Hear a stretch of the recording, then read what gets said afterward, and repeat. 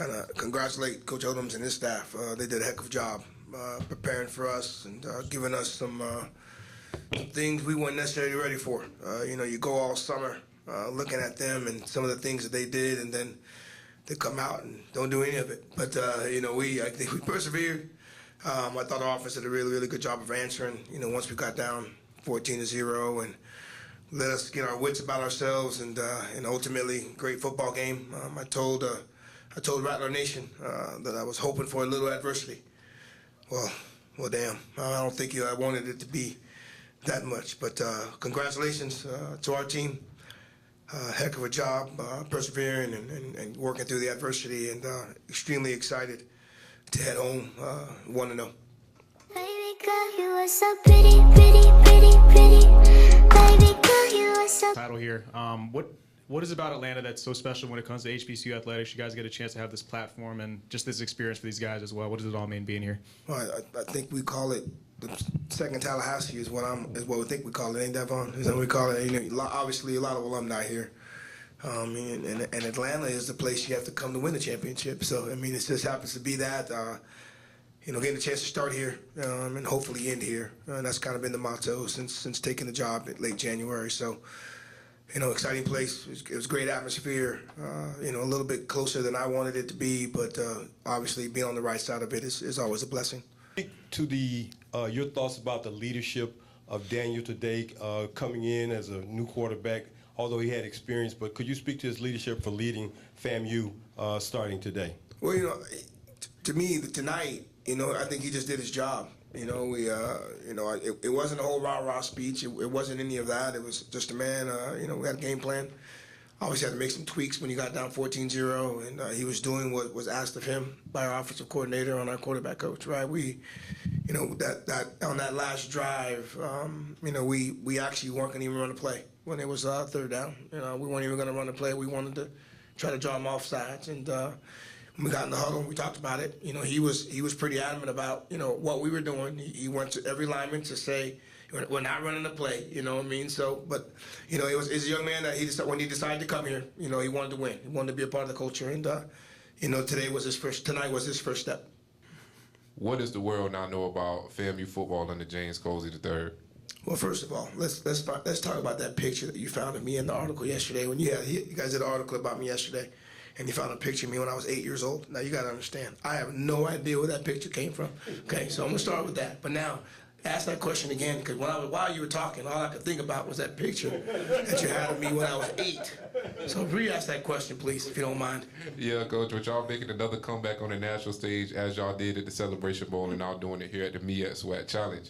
What does the world now know about FAMU football under the James Colzie III era? Well, first of all, we didn't ask to get down 14-0.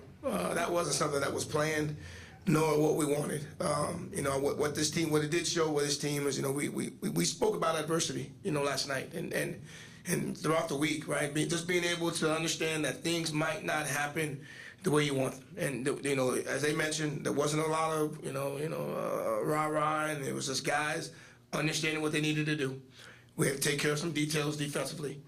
Offensively, we had to take care of some details as well, because defensively they were doing some things that were a little different. So hats off to our coordinators for making the proper changes. And obviously at the end, it was extremely similar to last year's game against Jackson State, where they held the ball the entire fourth quarter. We had the game, we were winning. Their offense got the ball with 8 minutes left, and Jackson State never got the ball back. Tonight, had the ball, 6 minutes left. Norfolk State never got the ball back. So these are situations that we talk about. We talk about end of the game situations, 4-minute situations, and hats off again to what Coach Henry and the offensive staff did. They got us that victory tonight, and again, extremely excited just to be happy to be 1-0. But when you got another MEAC school that you're going to be playing next week. So South Carolina State. They have on film what was successful against us. So now we got to make sure we're ready to get ready for them next weekend. You had a big smile, like, okay, was that smile, okay, the guys that we knew we could depend on are coming through? Well, a little bit of a relief, because at that time, we needed that first down. Ultimately when we started the game, that's what we thought we'd be able to do. Be able to pound them out and eat the clock and, get our running game going. You know, it was 24-17, you know, and we were doing that, and then we have the fumble. Obviously changed a little bit of the momentum, but at that time and at that stage of the game, we needed a first down. We needed the clock to run. Norfolk State was running out of timeout, so that first down allowed us to kind of, you know, rethink about what we needed to do for the remainder of that drive. So offensive line of all is going to be our strength. They've been our strength. You know, three preseason all-conference players, a couple other guys that obviously play really, really well. But for us to be successful, our offensive line has to be great, and I think they showed that in the second half. About resetting a championship culture. Guys can kind of get complacent, but you come in and you have to redirect these guys. Just talk about that process this summer and getting to this point right here. Well, believe it or not, it started in the spring. You know, obviously when everything was going on, and you know, I was named the interim.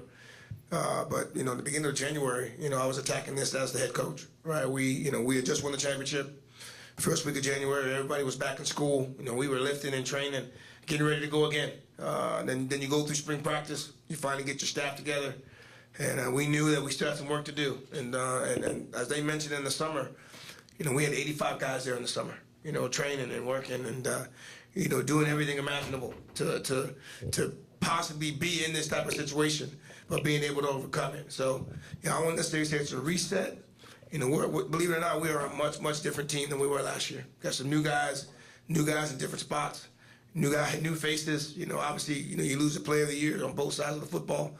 Some other guys are gonna have to play better, and at times we did, and at times we didn't. So what it did say about our football team is that, you know what, we do understand that we got to play the full game, and they did that tonight. We didn't get down. We didn't get down when we got down, and I'm extremely excited that it's something to build on. We know that we can come back, but I'm not trying to make it a plan to be down every game 14-0. That you can't believe.